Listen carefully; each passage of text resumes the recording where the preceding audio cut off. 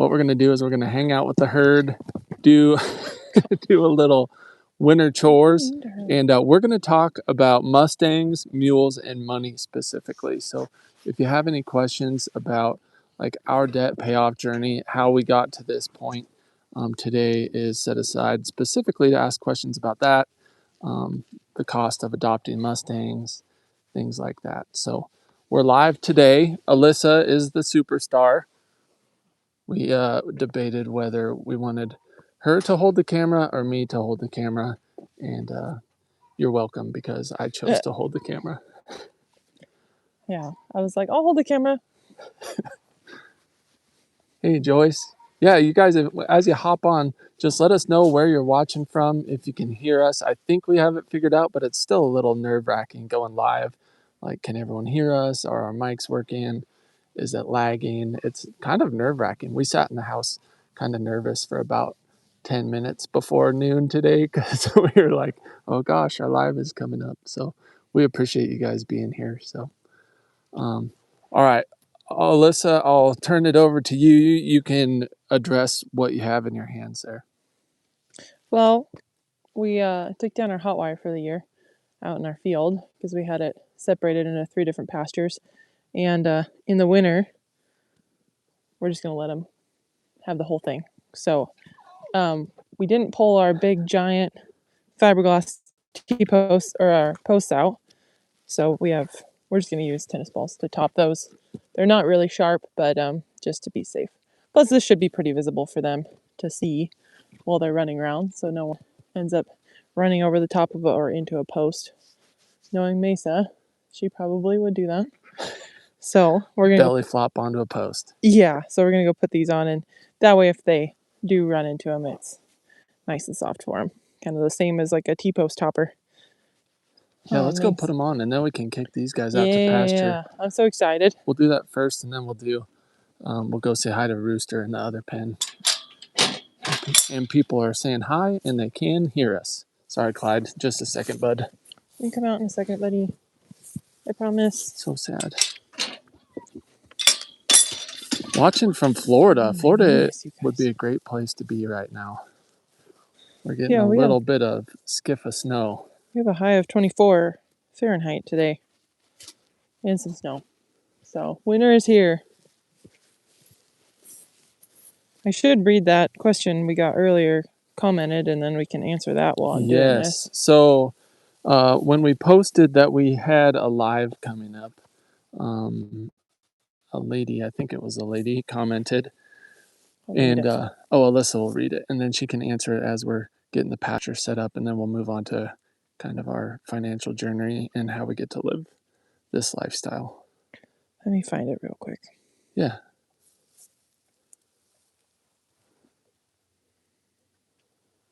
Winter is why I'm in Arizona now. Yes, yeah. Jody, you're smarter than we are. We've talked about trying to find a place in like southern Utah or Arizona or somewhere in southern Nevada, something. Auntie Joyce says hi from Washington State. Rooster says hi, Auntie Joyce. We got Missouri on here. All right, you got the question? Yeah. So they said, I'm working with a 3-year-old. I was overconfident and went too fast. She spooked for the 3rd saddling right as I was about to take it off, and I didn't have the good sense to have her in a round pen. She got away from me and bucked and had quite the adventure, losing saddle blankets and bucking up and down the fence line. I caught my other horse and got her to follow me into a corral. It took me hours to get the saddle off of her. I had a breast collar on, so it didn't go right under her. This was October 9th. It took me 2 weeks to catch her again. I did leave a halter on her, as much as I hate to do that, and I've been very slowly working and building trust with her. Any advice? She's hesitant to let me go past her shoulder. So, first off, that is exactly what happened with Cedar, our mule that we had, which is why we ended up getting her, because the owners didn't know what to do with her. And so it's definitely like not over for you and your horse. My biggest advice was, well, one, that sucks that happened, but it happened. And that's always the fear when you're first saddling horses, is if that saddle does slip, it can really scare them. it sounds like you have realized that there was probably some holes in the foundation of the training there before you saddled her.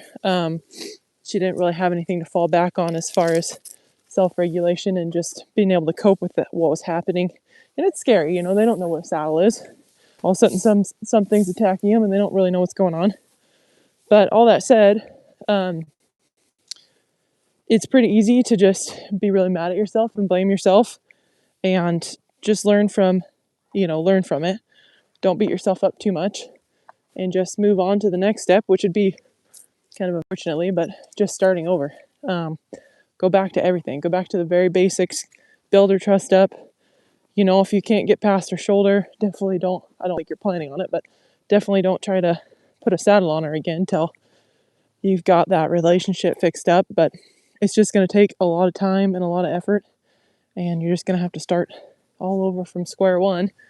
But you can get her over it, and she can come out in a good riding horse. So we, it took us 2 years with Cedar to get her packing confidently in the mountains with a pack saddle and panniers and stuff like that. So that was us not putting a ton of consistency into her, but it was a lot. It was a long time of just back to the basics, fixing that up, building her trust. She took a long time to even trust us. So I guess that's what I have to say about that. It's just kind of a redo at this point. So anyway, hopefully that helps out. You probably already knew that and wanted another answer, but that's the only answer I've got for you. Yeah, just rebuilding that trust, even though obviously you probably have a good heart and you really care about your horse. They may think that that you caused that, Yeah, they're intense associating situation. that fear with you, that whole deal with you, unfortunately. And just don't take that personally. Yep. And also, yeah, don't beat yourself up. I think Alyssa already kind of said that. Like, because things it's like that easy happen. Just kind of to take do. a couple steps back, and then keep moving. And before we move on here, real quick, we got Cray on here. So Oh, nice. Hey, Cray. everyone tell Cray hi. Cray has been with us from the very beginning, Yeah. like way back at like 2,000 or 5,000 subs. A lot of people are saying hi, and we appreciate you being here. But I wanted to shout out Cray. Yeah. Cray is a long-time follower. All right. Should we let these guys out? Yes. That'll be fun. All right, We've dogs, been excited for this. Out. Yeti, go home. Out. Good boy. Out. Come on. Go. You're going to find out there's mules in here. The dogs usually get free rein out here. It's a mule-free zone most of the time. Oh, Yeti also likes tennis balls. No, don't take those. She's going to steal our tennis balls.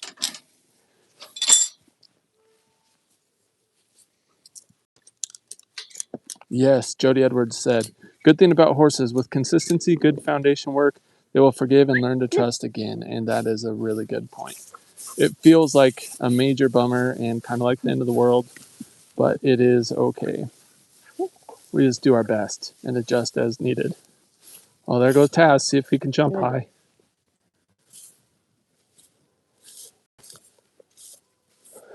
Go. My girls are the chill ones.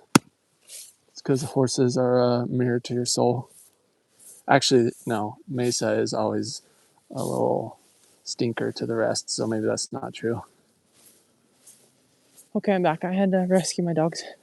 Had to run the dogs off. Someone said they were laughing at Yeti trying to get the tennis ball. Oh my gosh.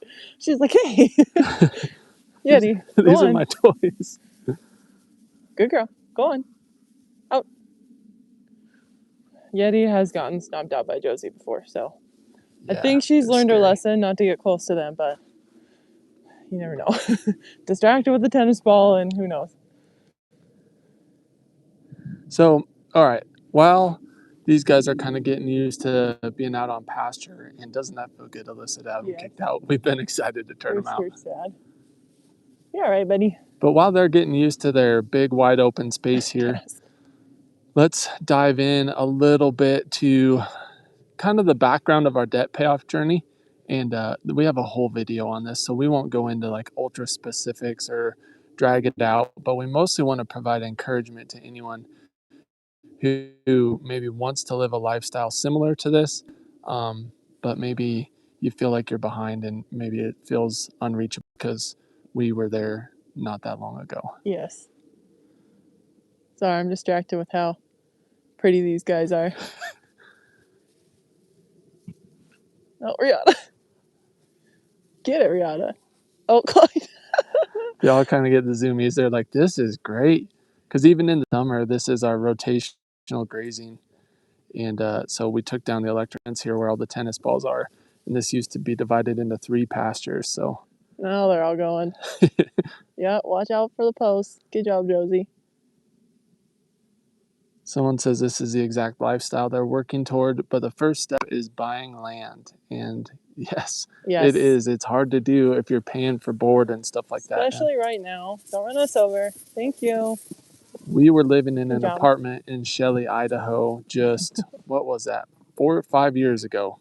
So we were there too. We've been very blessed and very fortunate, but we're also nothing special. Like if we can do it, you can do it too. So we'll kind of dive into some tips and kind of how we did it here in just a second when these guys are done zooming around. Equines running around. It's pretty fun to watch them. And then poor Rooster's over there like, don't try to jump the fence, Rooster. We all know that you have done that before. Yeah, you might get to see these guys jump a buck and rail live. Yeah, hopefully not. Live on MTN Built today. All our mules get out. Our herd escapes. Taz, I think he probably could jump it if he wanted to. They said he jumped he didn't clear it, but he jumped over a 5-foot panel when he was like a yearling and kind of made it over the top, but got hung up a little bit. So he, at least at one point, thought he might want to be a jumper. But yeah, someone says don't jinx yourself. Yeah. Think positive thoughts here. They'll stop, right? He'll see it. Nice job, buddy. It is fun to watch them roam. One of these days we'll have a big old giant pasture. Oh man, I can't wait. Bunch of land and they can rip around. We are thankful for this place though. This place has been a huge blessing. Oh my gosh, Rihanna. For those that don't know what we have here, we only have 2.5 acres. And so we've tried to set it up in a way that it's optimized for our herd health and their happiness. So we went with the dry lot system because it's not a great layout for a track system. Woohoo. Man, that's pretty. It seems like they're seeing those posts just fine. So that's good. Yeah. Knock on wood. But yeah, we went with the dry lot system and rotational grazing. Oh gosh, you guys. Whoa, that was fancy. That was like Mesa. Thank you. That was like a drill team move right there when they like thread the needle. Only it was. Mesa doesn't know what she's doing, and I'm worried it's going to be more of a collision. Hey, my mom's on here. Hi, Mom. Nice. We love you and we miss you. Everyone say hi, Jason's mom. Oh, goodness. Rooster, he's just winning over there. He's just standing. So we have the whole back pasture, which leads up into our corral. So we have the corral open back there. And Rooster is just standing up in our corral by himself and waiting at all these guys. So I don't know if you guys didn't catch our Thanksgiving video. Rooster got kicked in the elbow and it ended up getting infected. He got a bruised bursa from that. So he is on stall rest. Not really, but he's in the back pasture because he has a drain tube in and we don't want anyone chewing on his drain tube. So I feel like Mesa's the only wild card that might actually run you over just because she just doesn't know how to control her body yet. I'll finish my thought real quick. Yeah. We have 2.5 acres, and to optimize it for these guys, we went with a dry lot in the middle and then rotational grazing. We have 3 pastures in the front and 1 in the back. So, and we separate them with electric fence. So that's what we went with for anyone who's wanting to set up a small acreage horse property. This actually works pretty good, and we're blessed with water rights as well. Our neighbor's horse is joining in now. Oh, here comes Rooster's come back Yeah, in. Munch is over there. He's like, "What's up, guys?" Usually you're farther away. Okay, let's dive into This what is we're more actually distracting than I thought talking it was about going to be. on this video. So yeah. I don't know where you want me to start. Nicolette's got a giant weed in his mouth. Thanks, Mom says she's proud of us. Thank you, Mom. And yeah, where we'll start, Alyssa, is we'll start with kind of back when we had no horses when we first met. Maybe tell a little bit about our background there. Yeah, we'll make it quick. Yeah. So Jason and I, before we met, we both had horses, and we had both ended up getting rid of our horses, because we were both trying to pay off debt separately before we had even met. So that was one thing we had in common when we met each other, was we both were fans of Dave Ramsey, and we were doing our best to pay off our debt. So when we got married, we ended up having, overall, between like purchasing a new car and a truck and a trailer for our horses, not including any property, we ended up having a little over $90,000 worth of consumer debt. That was student loans, basically truck and car payments, and I don't remember what else. There was a few other small things in there. The bulk of it was my student loans. It was, I think, over 50,000 was my student loans at least. Yeah, it was somewhere in there. So a lot of it was student loans. And if you know anything about student loans or have student loans, you know that the interest on those is ridiculous, and they make it pretty challenging to pay those off. So thankfully, the loan, like that 50 grand worth of student loans, was broken down into little chunks, so we were able to like pay them off and do Dave Ramsey's snowball method that way. So it helped us save interest as we went. But anyway, we ended up moving into a really small little apartment. Didn't have any equines at the time, didn't have a truck or trailer, and we just hustled. Like, we had full-time jobs and then part-time jobs on the weekends and in the evenings, and we went through all of our stuff, and we sold anything we could and didn't need, and we were able to pay off that 90 grand in 2 years, a little over 2 years, and also purchased a house and got Clyde and Riata. Those were our first two mules. So we got our mules, paid off all of our debt, purchased a home on 8 acres. It was a very old fixer-upper house. Like, it was extremely cheap for the area. And then we were able to put a ton of sweat equity into that place, and then sold that to buy this place. And this is kind of a fixer-upper too. But the other place didn't have any irrigation. It just wasn't as good for equine. So that's like kind of our story in a nutshell. But yeah. Someone asked if going to school and taking out the student loans was worth it. And I mean, in hindsight, actually, like, I'll say yes, it was, just because it taught me life skills, communication skills, time management skills, things like that. I don't use my degree. I have a bachelor's and master's in exercise physiology, and now here I stand holding a cell phone pointed at Mules and my wife. And so I don't really use my degree, but I definitely use the skills, life skills that I learned when I first went off on my own to college. So Yeah. I would recommend, like, for someone like me, uh, going straight to like a private 4-year school was not wise. I would do like a community college and state school, but I did learn a lot of skills that are valuable and I use them daily. So super good question. I was reading comments. Alyssa, did you mention we specifically did the debt snowball method? Yeah. Okay. Yep. So yeah, we followed Dave Ramsey's like to a T. Thankfully, neither of us had credit cards when we met, so that wasn't a thing for us. But yeah, so we did that. And the other thing I'll talk about too, like, we have tips, and we'll share just little, like, thoughts that we have now that we're on the other side of it. Like, one of the main things is just finding things that are cheap or free that you enjoy. So like, for us, we really enjoyed like going hiking, or doing stuff like that. Like, we like shed hunting, if you guys haven't noticed already from some of our videos. So like, that's free. So I mean, depending on the state, sometimes you have to buy a license, so check into that. But like, for the most part, that's free. So little fuel money to get up into the mountains, and then you just go hike and you get exercise, and it doesn't cost you anything, and it's great. So we just did stuff like that, that didn't cost us money. So no vacations, we like rarely went out to eat, and just sacrificed that kind of stuff to pay off our debt faster. Yeah. And I'll add, a tip for people whose mind works like mine. One thing that was really helpful during our debt payoff stage was just having a super clear goal, and that was provided by the debt snowball method. So you just choose your smallest debt, and literally if you have 10 spare dollars, you put it towards that. It's just very simple. You can put your head down and grind. You don't have to think about anything like fancy or anything mathematically tricky. You just pick that smallest one and you get after it, and that worked really well for me and Alyssa. Yep. Now here I have a couple of questions that came in. Let me scroll up. Someone says hacks for small acreage horse ownership. I definitely think having like a dry lot, like we have a lot of people ask us about the dry lot and like, do they actually have enough room to run around? And it's plenty big enough for all of them to run around. But having, our dogs are barking at each other, our neighbor dog and our dog. Come on. So having you can call it a sacrifice area is another name for it.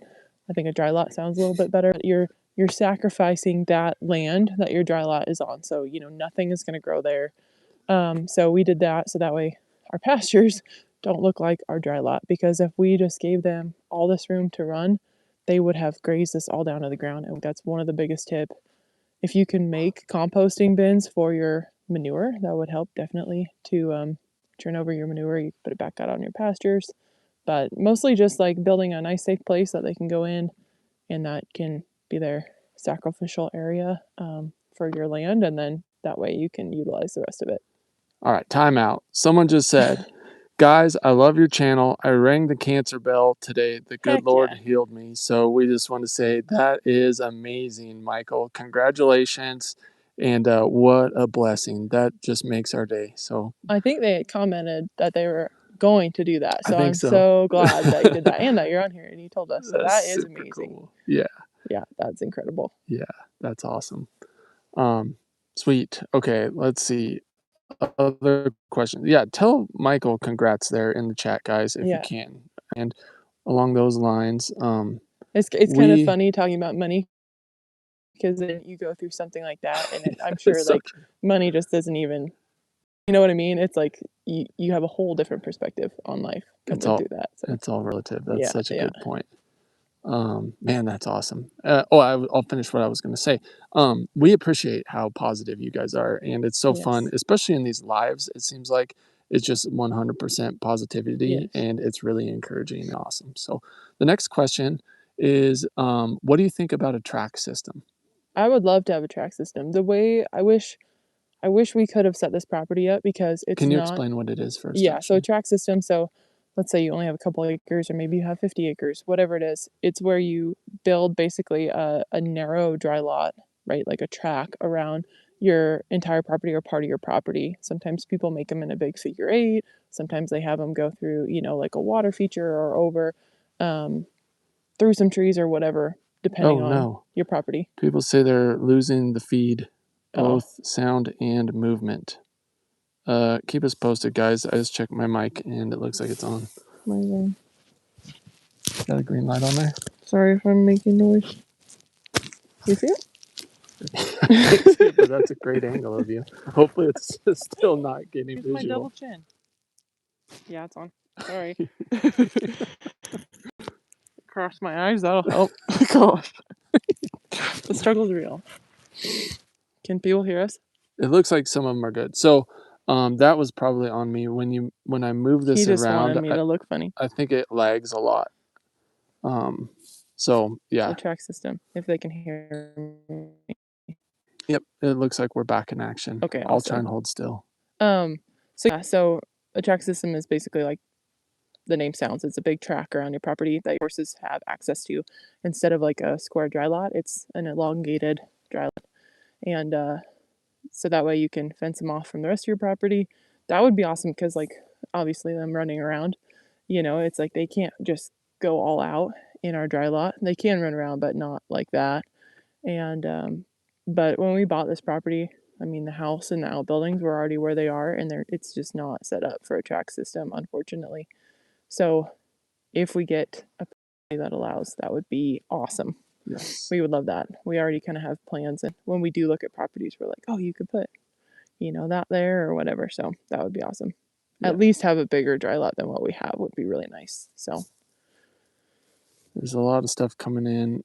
Someone says, will you really work together with the clever cowgirl one day? That would be really awesome. That would be awesome. Hopefully. We email back and forth about some stuff, and we had been trying to make plans when she was still in Montana, and it just didn't work out. We're both really busy. And so anyway, it just didn't end up working out. But hopefully sometime, now that she's kind of settled in and seems to be, at least for now, home a little bit more, maybe it'll work out better. But that would be awesome. Yeah, that'd be fun. Yeah. Okay, should we go over and say hi to Rooster real quick? Yeah. And so bear with us, guys. He's in the corral. There may be a little bit of lagging as I move the camera around, but we'll try and give a couple of actionable tips for people who are wanting to get out in the country and kind of live a lifestyle, whether it's with horses or homesteading or whatever it is, just something that can help them get from where they're at and where we were at to somewhere similar to where we are now. It's amazing how you can think of some really good tips, and then as soon as you go live, it's like gone. Stage fright, kind of. Yeah, I'll try to remember what I have to say. Mine is pick a system that works for you. So, like I mentioned, for my simple brain, the debt snowball worked really well, and it's nice because you really build momentum as you knock out your smallest loan first. But if you're a real mathematician, you might want to knock out the one with the highest interest rate first. And maybe that works for you. But then my advice would be just fire hose it. Like everything, all your energy, all your spare money, any money you save by not going to Starbucks. People think that's silly, but it's like you put all that energy in one direction and you start to move the needle. You get encouraged, and then you just want to even push even harder, and it goes even faster and faster. Yeah, because it's like you can decide, oh, I'm not going to go all in and prolong it, and it's going to take way longer. Or you can do kind of what we did, and that our life wasn't any fun, but I mean, we were like hustling for years, and it wasn't that much. It was so much work, and it was just a lot of work. But we got it done in 2 years instead of prolonging it over 5 or 6 years and like kind of sacrificing. So I mean, it depends on what you want to do, but that's what we decided to do. Just kind of like, this is a season of our life. We're just going to get it over with and be done with it forever, you know? So that's what we did. And I'll also add, we want to share our experience because maybe it will help like at least one person, and that would be totally worth it. But at the same time, we're not experts and we're not anything special, and we don't think we are. We were, when we were doing this, Alyssa was the taxidermist, and at first I was actually a butcher, a wild game butcher, crawling through the fence here. And then I was working for TSA, like the security at the airport. So, yeah, so we're like not anything special. No fancy jobs. Yeah, we didn't have fancy jobs. And we're not like financial wizards, but that's what worked for us. And we've also been very blessed along the way. And here we are, and hopefully you can get there too. So I had some questions come in that I missed. Hopefully this isn't too shaky for everyone. I know, I'm sorry. I'm probably shaking. How do you keep your eyes on the future, especially with saving? I don't have debt, but I sometimes find it hard to commit to keeping, I'm losing it, to keeping my money for the future, even when I know my goals.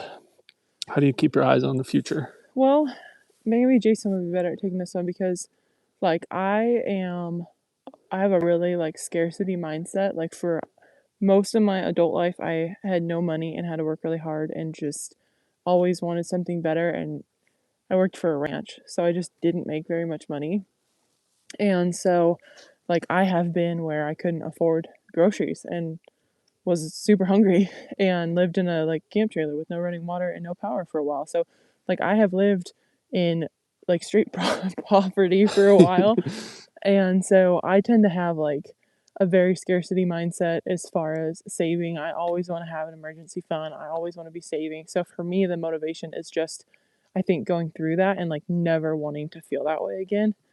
So I have that as like a driver for me.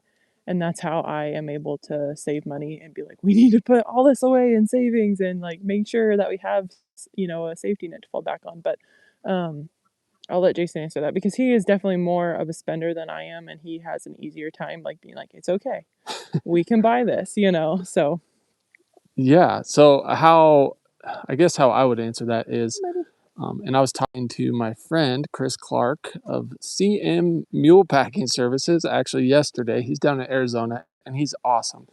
We just got to know him this last year, and we were talking about allowing yourself to dream and not put like constraints, I guess, on your goals and your visions and what you hope for and what you dream about. And that's one thing that has really helped me and Alyssa is when we were paying off our debt, we made a little chart on some graph paper, and we were living in a little 2-bedroom apartment and had no horses, but we drew on there a little mountain property with a little cabin and horses and mules and a creek. And we were like, this is what we're dreaming about. This is what we're working towards. So, I don't know, whatever your goal is, first off, actually, congrats on not having any debt to the person who put in that question. Yeah, That's you're ahead huge of the first game. step. But Huge step. yeah, whatever you're saving towards, whether it's a house and property, just, I don't know, I would say allow yourself to dream about it, picture it, think about it, and keep saving for it, because right now is a super, super hard time to be trying to buy a home if that's your goal. And I mean, I feel like it will get better. And even if it doesn't get better, if you work harder and more diligently than the average person, you're going to be ahead. And it sounds like you're on the right track. So it will work out for you. Just keep dreaming, keep saving. And also, if you have a bad month of saving or whatever, like that's not the end of the world either. It's enjoy yourself along the way too. So. Yeah. Here's my jacket. I don't know if that answers the question, but that was a good question. And it's probably different for all people.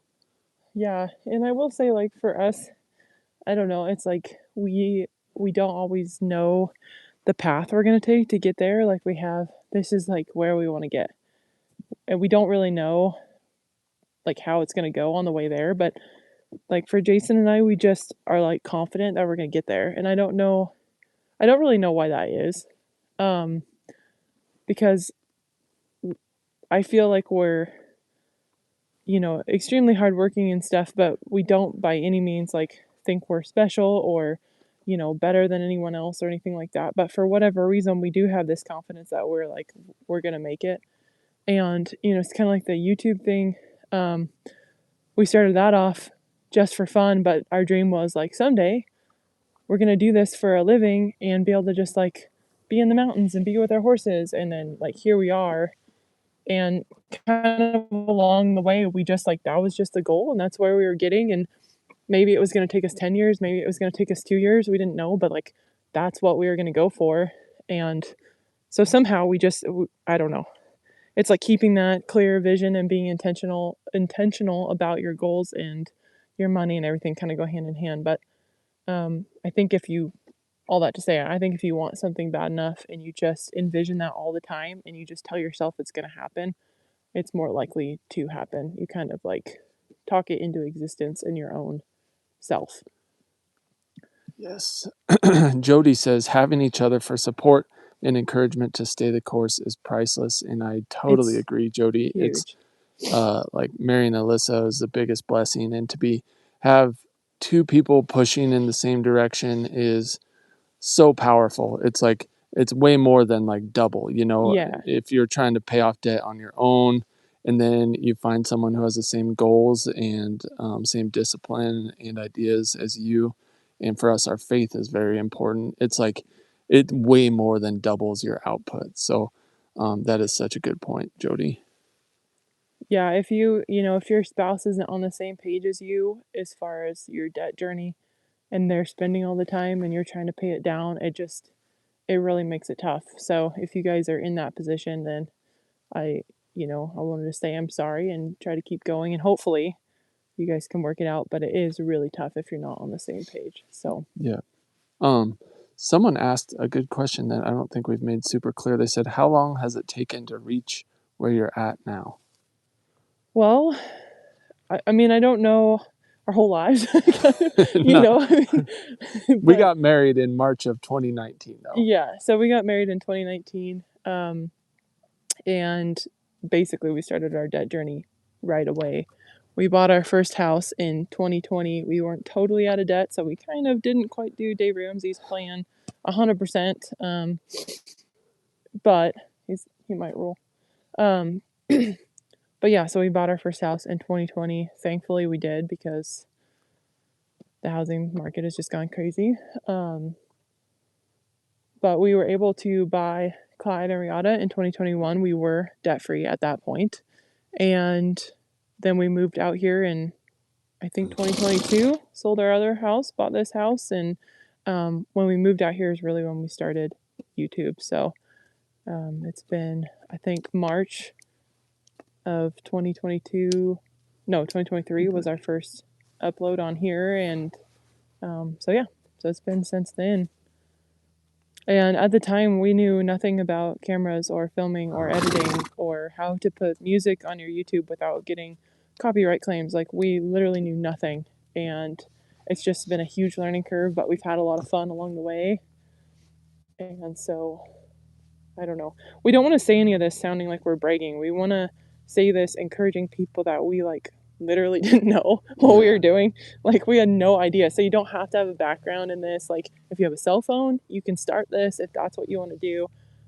We just want this to be encouraging that, you can do this without any schooling or training, and it doesn't matter where you start or what you went to school for or what job you have now. If you want something in the future bad enough, you can figure out a way to make it happen. You're coming down off of your little stress that everyone was leaving you and running around without you? Yeah, I'm sorry. We do have a Rooster specific video coming out tomorrow. Yes, it shows. Can't eat my jacket. It shows what happened to his elbow. So we warned you guys before we show it. So if you're squeamish about blood, we did black and white it. Also, we warn you before we show it. So just warning you now. But it does show Rooster's elbow. We also got the other equines a toy. That was pretty fun. We gave that to him. And then just working on stuff around here. So that's going to be tomorrow's video. So, but he's doing better. I'm waiting to hear back from the vet when they want to take that drain tube out of his elbow. But he's doing good. He's doing really good. He's walking like almost 100% now. So you'll see in the video how bad he was limping. It was like sickening to watch him. So a couple more questions rolling in here. yeah. So someone says, where did we move from? So when we first started dating, we were in Colorado. Then we moved to Shelley, Idaho when we got married. Then Swan Valley, Idaho, and now we live here. So we've moved a little bit. Yeah.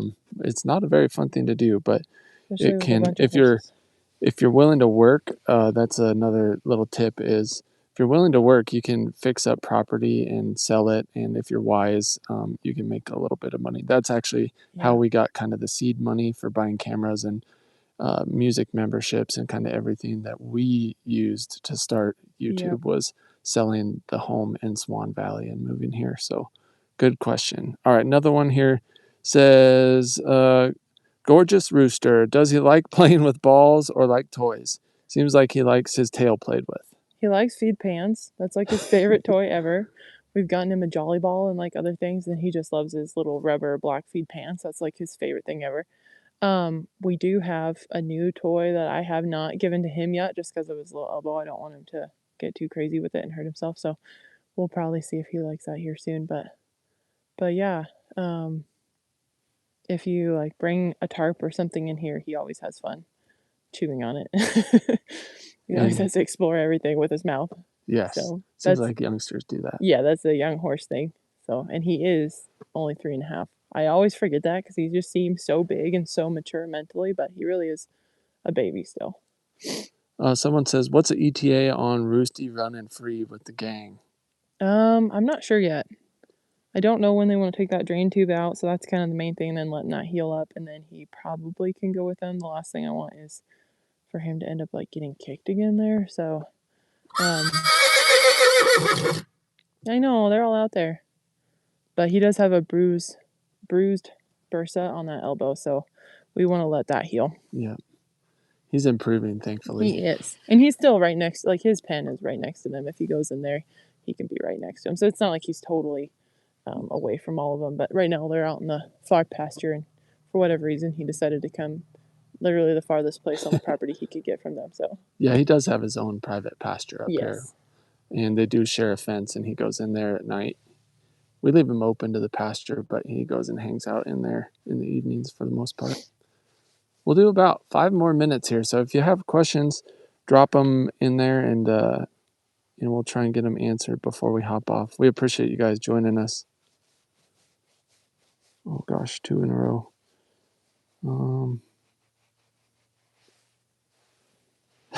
Lisa says he's not calling them because he misses them. He's telling the others he gets all the attention. He's like, no, no, no, no, no. Chattaroy, Washington. I don't even know where that is. But speaking of my college, I went to school in Ellensburg, Washington. And I was born in Seattle. Oh, hi from Australia. All right. Well, we really appreciate you guys, and we hope you have an awesome day. And thank you for being here.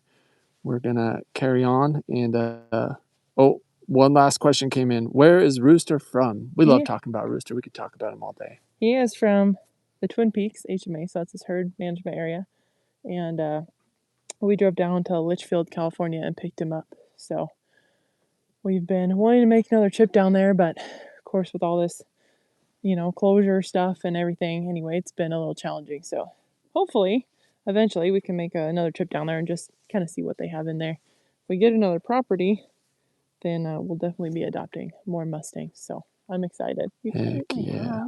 All right, guys, drop any horse ownership tips or debt payoff tips or money tips in the comment section for other people who want to watch us in the future. We appreciate you guys, and we hope you guys have an awesome day. Yeah. Thanks for joining. Thank you.